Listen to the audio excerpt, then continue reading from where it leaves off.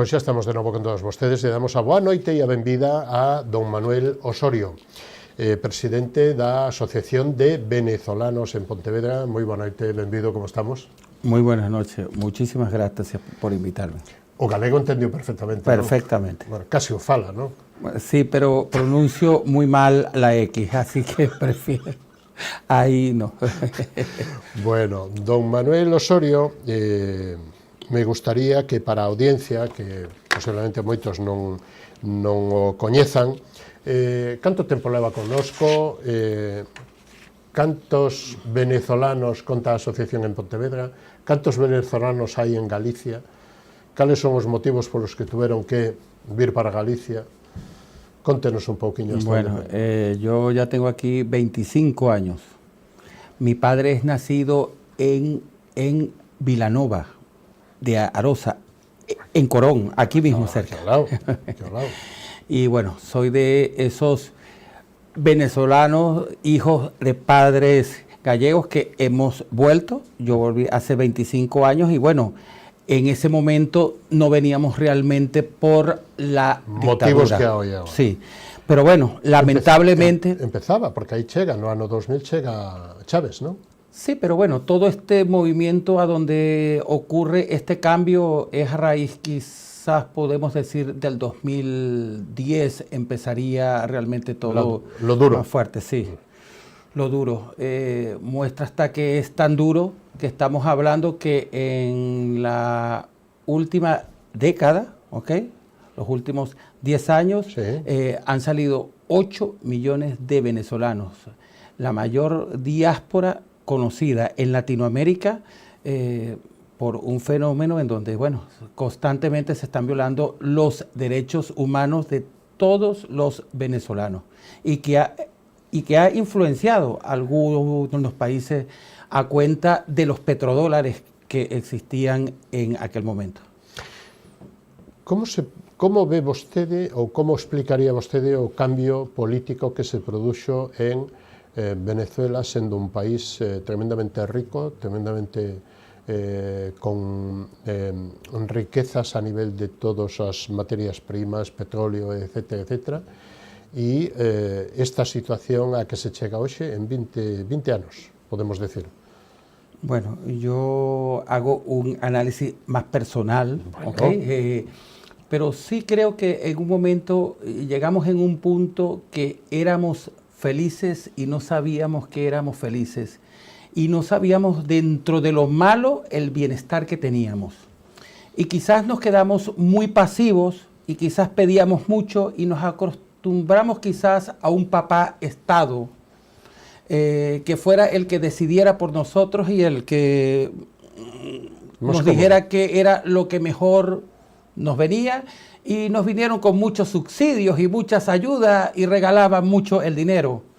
Y eso acarreó un coste, y ese coste fue que en Venezuela se descuidaron ciertas áreas sociales, y esas áreas sociales y esas políticas a veces derivaron a que el pueblo en un momento determinado buscó un Mesías que nos diera ese cambio y esa transformación que necesitábamos y se merecía.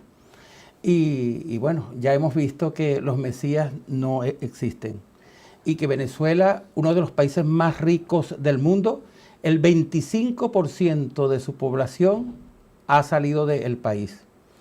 Y lamentablemente lo más triste es que en una encuesta que se hizo el año pasado, estábamos hablando que 5 millones de personas están preparadas para abandonar el país a raíz de que este innombrable, el día 10 de enero, ha hecho caso omiso de la voluntad popular del pueblo de Venezuela. Hace 2 semanas, que no pudimos antes contactar con usted.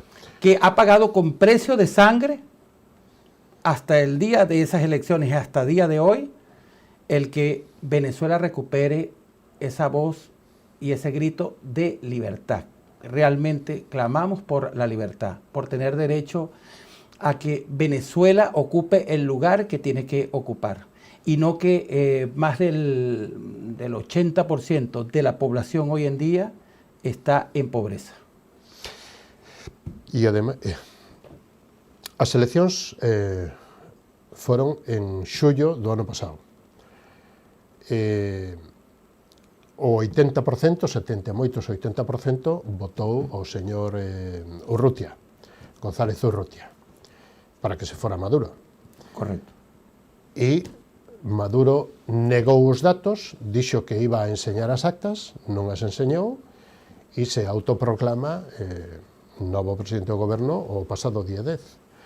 A situación, digamos que de transitoriedade polo mundo do señor Urrutia para buscar apoios e todo isto polo mundo, por Europa, por España e pola Unión Europea e o reconocimiento como ganador das eleccións, bueno, non sei como viven vostedes desde o sufrimiento directo. Bueno, hoy en día es muy común tener un amigo, Claro. un familiar que lo está viviendo en carne propia aún. Yo te puedo decir que recibo alrededor al día de 30 a 40 WhatsApp todos los días de gente que ya tiene o el pasaje comprado o está comprando, pero ya no puede vivir en esa esclavitud. Hay que vivirlo, pero sé que vamos a llegar hasta el final. Por primera vez en todas estas décadas en que hemos estado sometidos al gobierno de la revolución del señor Hugo Chávez, Venezuela ha demostrado con pruebas fehacientes de que se han ganado las elecciones. Y muestra está que, como tú mencionaste antes, no ha querido mostrar esas actas. ¿Pero por qué no las ha mostrado? Porque realmente hemos tenido una guía y María Corina Machado, Dios nos la guarde y nos la bendiga, armó un plan que no se lo esperaba. Fabuloso. Y ese plan, bueno, esas actas hoy en día están en manos de la comunidad internacional. Él no tiene cómo rebatir eso. Y bueno, y está, como se dice, como un pez cuando está en un pequeño zapalateando, pero ya está descubierto. Venezuela tiene que ser libre y la comunidad internacional tiene que reconocer y ayudar a que el pueblo de Venezuela siga decidiendo su destino y no que unos pocos, porque son unos pocos. Pero con las armas, el ejército nada más.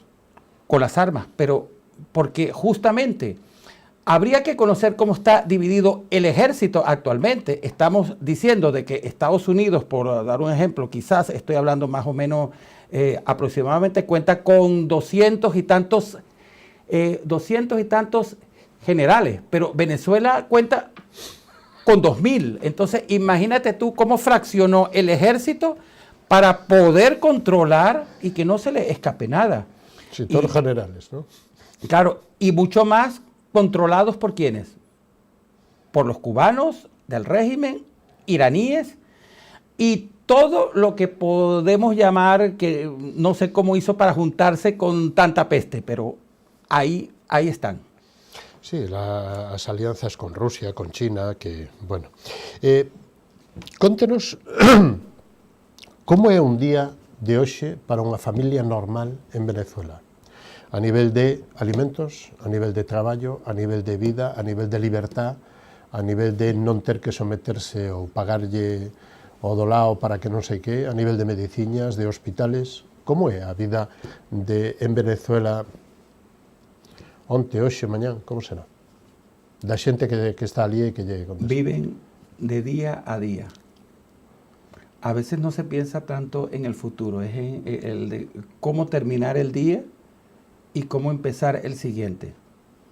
Haciendo 1, 2, 3, 4 trabajos para poder ingeniársela y quizás no comer todos los platos necesarios en la familia, en ese hogar.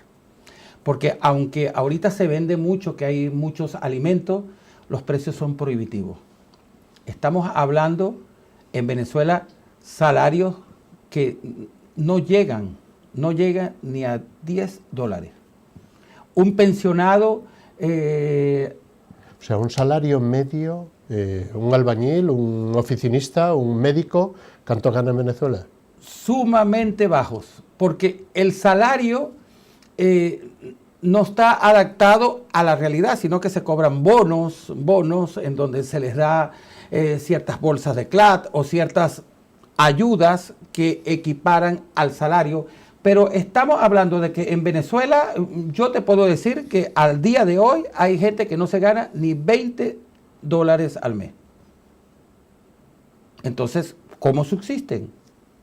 Haciendo muchísimas cosas, sobrellevando. Y gracias a Dios, como sucedería en muchos países ayudando del mundo, a familias, los ¿no? 8 millones de venezolanos que están fuera están enviando dinero todos los meses, como muchos de nuestros padres, cuando emigraron, enviaban. Logo falamos de eso. Pero, quer decir, 20, 30 euros ao mes, eso non é un comparable a nada.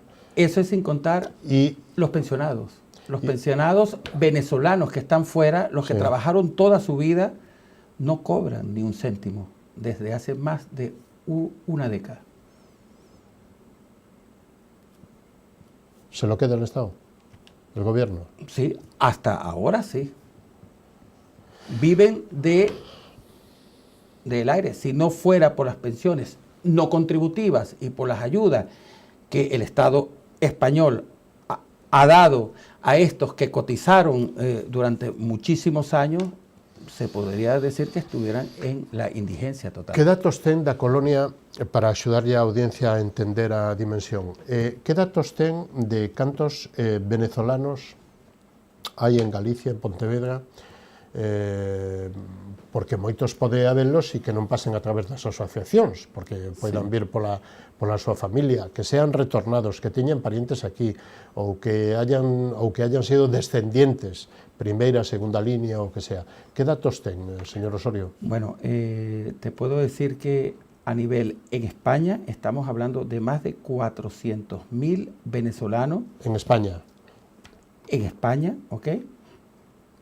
De los cuales en la última década son de los mayores solicitantes de asilo, ¿ok? Actualmente, hablar de una estadística exacta cuando un español, cuando retorna, entra como español y no se maneja esa cifra, podríamos decir que actualmente la comunidad en Galicia estaríamos hablando tranquilamente y quizás muchísimo más de unas 38.000 o 40.000 personas. ¿Y cómo se porta Galicia cos venezolanos retornados? Como se porta Galicia desde dous aspectos. Un é desde as administracións competentes, é dicir, a Xunta de Galicia, emigración e o que queiramos, digamos que incluso as embaixadas, a embaixada venezolana en Galicia, que facilidades lle presta, que axudas lle tramita ou que situación tal, e logo despois está a comunidade, quero dicir, os povos onde viven. O sea, Pontevedra conta con bastante venezolano, pero é venezolano que ven a traballar, a emprender, supoño que habrá de todo, ¿no? Habrá xente que chega sin un peso e habrá xente que ven e que ten cartos e que ven a invertir, a traballar e a poñer un negocio, ¿no? Es correcto, sí. Bueno, yo creo que a nivel de las administraciones se está intentando, ¿ok?, hacer mucho. Creo que en la Junta están colaborando y ayudando para que los españoles y gallegos principalmente puedan retornar. Claro. Estamos hablando en Venezuela que todavía deben quedar alrededor de 30.000, ¿ok? Y esto hay que sumar los familiares. Claro. Y podríamos estar hablando quizás tranquilamente de 100.000 personas más, tranquilamente, ¿ok? Eso conlleva a que tenemos un gran reto por delante y yo creo que tanto la Junta como el gobierno deberían de tomar más en cuenta el trabajo que se hace desde las asociaciones y las ONG que estamos trabajando a nivel del colectivo iberoamericano. porque a Saavedra, si bien es cierto que nació en el año 2018 atendiendo a venezolanos solamente, se puede decir que a día de hoy los usuarios atendidos entre el año pasado y ya sobrepasan los 3.700, y de esos 3.700 estamos hablando de alrededor de 950 socios actualmente en la asociación, y con un nivel de usuario que no nos damos abasto, porque bueno, la asociación no recibe ningún tipo de subvención. No hemos recibido nunca ni un euro, ni una resma de papel de ningún... Pero solicitaron. Bueno, pidieron. hemos sido descuidados. Sí contamos con una subvención a nivel de una federación, pero esos recursos no han llegado hasta nosotros. Entonces, por consiguiente, sí creo que se debería ver también el trabajo social que realizan las demás asociaciones, ¿ok? No solamente las nuestras, sino las españolas que estamos trabajando conjuntamente y que estamos creando un trabajo en red, y creo que tenemos mucho que decir. Y desde hace unos meses para acá estamos proponiendo tener una gran reunión para intercambiar y quizás materializar en resultados el trabajo que estamos realizando, ya que muchas veces estamos duplicando el trabajo en alguna asociación y estamos buscando la forma de cómo trabajar en conjunto para responder a nuestro colectivo iberoamericano, porque también tenemos una problemática que no solamente nos están llegando de Venezuela, ¿okay? Ya empieza a volver en Colombia, tanto en Perú, Ecuador, Chile, y tenemos que entender algo. El futuro de España y el futuro de Latinoamérica es estar juntos, y tenemos que trabajar en base... Cos lazos de sangre, xa non solo culturais, sino de sangre que temos. Os consulados, como axudan, entre outras moitas cousas, e as administracións en que veñan licenciados para compatibilizar as licenciaturas, que iso é burocracia, pero calquer outro profesional, como axudan a que, digamos que alguén que ten unha profesión en Venezuela sea equiparable a profesión que temos aquí. O sea, para que non haxa un administrativo, un médico, un enfermeiro, porque habrá, supoño, de todas as condicións, non só comerciantes, sino que tamén profesionais do mundo sanitario, etc, etc, etc. Entonces, aí, os consulados, as administracións e España e a propia xunta, como lles axudan a vostedes a que sexan esos credenciales que sean compatibles? Bueno, realmente la Junta no puede hacer mucho en la homologación de los títulos universitarios. Es una competencia... Sí, Ministerio, Madrid. Del Estado, pero sí habría que ver o proponer algún mecanismo para que esto se pueda acelerar, porque estadísticamente creo que llegan en algunos periodos, algunos meses, en donde más de 13.000 puestos de trabajo no se pueden cubrir porque no hay mano de obra cualificada. Y realmente yo te podría decir que mucha de esa mano de obra cualificada sí la hay, pero en el proceso de esa homologación, que muchos está tardando más de 3 años, 3 años y medio, 4, depende a la profesión y en el momento que ellos tengan en saturación, claro, no pueden demostrar que esa parte laboral la está trayendo. No se la firman. Sí, y yo me podría atrever que sí sería necesario, aunque sea de la parte del retornado, quizás se debería de agilizar o dar como una certificación provisional que pueda servir mientras su título le es homologado y reconocido. Me atrevería a proponer que quizás habría que buscar un mecanismo para que esa persona pueda aquí el demostrar que ha ejercido una profesión y que tiene un título que le habilita para ejercer mientras su título queda verificado y totalmente O Consulado de Venezuela en Vigo de que maneira axuda? Axuda ao goberno ou axuda ao colectivo? Yo tengo que reconocer que el trato cuando yo entro con el lado de ellos es un trato en donde no nos faltamos el respeto, faltara más. Claro. Pero en donde se ayuda al colectivo, bueno, es que también es discutible. Trámite administrativo, burocracia, certificados. Los trámites administrativos o cuando vas a hacer algún trámite en el consulado, cuando vas a renovar el pasaporte, una vez que renuevas el pasaporte, que es es el más caro del mundo, porque te cuesta 200 y pico de dólares, tienes que pagar para la toma de huellas 120 euros en el consulado para que te tomen las huellas y así después que te llegue el pasaporte. Entonces estamos hablando que un venezolano tiene que desembolsar 300 y pico de euros para obtener el pasaporte. Sería o soldo dun ano ali. Yo creo que mucho más. Y eso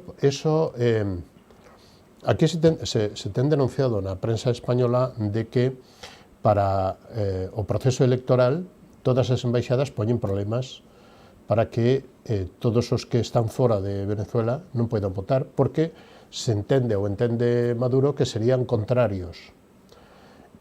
Sí. Que ese voto sería contrario. Entonces, entendo, todo isto ven a ser un pouquiño o mismo, é dicir, cantos menos pasaportes haxa, cantos máis problemas teñan os que están fora de Venezuela, canto máis mellor lle vai a Maduro. Oye, yo creo que para el régimen le conviene, entre más venezolanos allá afuera, más dólares envían para ayudar a los que queden.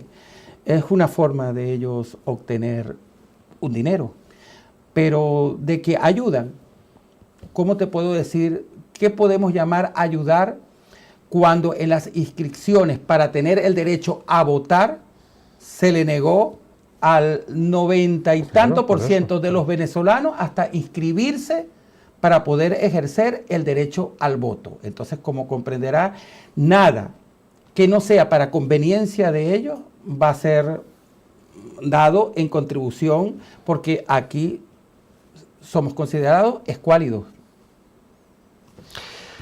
Señor Osorio, a xente que vive ali, os amigos que viven ali, os familiares que vivan, familiares directos ou familiares de amigos que están aquí, como teñen a sanidade ou como teñen acceso a mediciñas ou a... como está este tema? No día a día. En el día a día es que para los tratamientos, si no fuera por muchos familiares, organizaciones no gubernamentales que trabajan en el área social en Venezuela, las cientos de personas que mueren por falta de tratamiento serían muchísimas, muchísimas más. La falta de medicamento, el poder acceder a ellos es mucho dinero. Nesta situación, desde o pasado día de xaneiro, desde fai 15 días,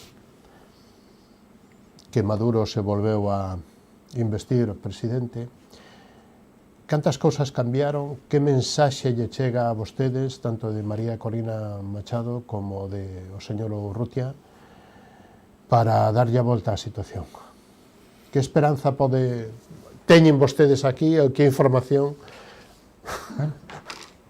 La información que tenemos es escasa, primeramente, ya que María Corina se maneja en un círculo muy cerrado y cuando se nos comunica... Por seguridad y por todo, ¿no? Claro, lógico. Y cuando se nos comunica algo, son o a horas o a días, como decir, hay que manifestarse el sábado, porque estamos deseosos en salir, en manifestar que queremos un cambio, que queremos libertad, de que un país que tiene todas las riquezas del mundo y que puede aportar muchísimo a Latinoamérica y a generar muchísimo bien, no puede, porque estamos bajo una dictadura, totalmente. Entonces, por consiguiente, claro, una vez que se reciben esas informaciones, que no llegan a ser completas porque los teléfonos están intervenidos, o cuando se comunica, muchas de esas personas, esos teléfonos están intervenidos, estamos hablando que en los últimos meses más de 200 personas han sido detenidas. Y encarceladas, torturadas. Estamos hablando que en Venezuela hay más de 1.500 presos políticos que están siendo torturados. Está gente saliendo del país porque temen el ser detenidos por el simple hecho de haber trabajado o en una mesa o el de haber manifestado su alegría cuando Edmundo González Urrutia ganó las elecciones. A por este y a por aquel, ¿no? O sea, señalados y hay punto. Bueno, y a Corina, que la secuestraron el día previo, ¿no? El día de la investidura. Sí. Con violencia y en la moto, después de las declaraciones que había hecho en aquel, digamos, que en aquel taburete, o en aquel autobús, y no deixar entrar a Edmundo ao país. Sí, pero ahí hubieron, como se dice, llamadas a nivel internacional. Estados Unidos ahí también tuvo un peso porque dijo, hasta aquí. Le tocan un pelo, pasa algo y ahí sí vamos a ir a mayores. Por eso los mensajes fueron al principio tan confusos. Pero si no hubiera habido una presión internacional, yo te garantizo que ella no supiéramos en dónde. Todavía hoy. Señor Osorio, se nos fue el tiempo. ¿Qué le gustaría decir, última intervención, qué le gustaría decir o remarcar de lo que dijo o de lo que yo no le he preguntado? Bueno, lo que me gustaría remarcar es que los venezolanos vienen con las ganas de trabajar, luchar, los retornados, sus hijos, familiares, vienen a aportar, como tú mismo has dicho. Algunos llegan sin nada, pero otros llegan para emprender. Y lo que se necesita quizás es dar un paso adelante, y esto yo se lo elevo al gobierno nacional, en donde se debe dar, en vista de que ya se da un asilo por razones humanitarias, permitir que los venezolanos, por este caso excepcional, puedan trabajar lo más pronto posible, ya que están durante un año esperando un permiso de trabajo, y creo que hay mucha mano de obra y mucha forma de personas que quieren invertir y emprender. Y creo que España lo que necesitamos es que todos vayamos al frente para generar riqueza en este país y seguir adelante y saber que el estado de bienestar que tenemos hay que defenderlo y no descuidarlo como en un momento nosotros los venezolanos allá lo descuidamos. Así que sepamos que somos felices y sigamos siendo felices. ¿Cómo valoró el papel de Zapatero, Ali? Me confunde muchísimo, muchísimo. Ya está, lo dejamos ahí. Y que amigos do goberno de Podemos hayan estado na toma de posesión celebrando a investidura de Maduro. Bueno, eso sí es una vergüenza.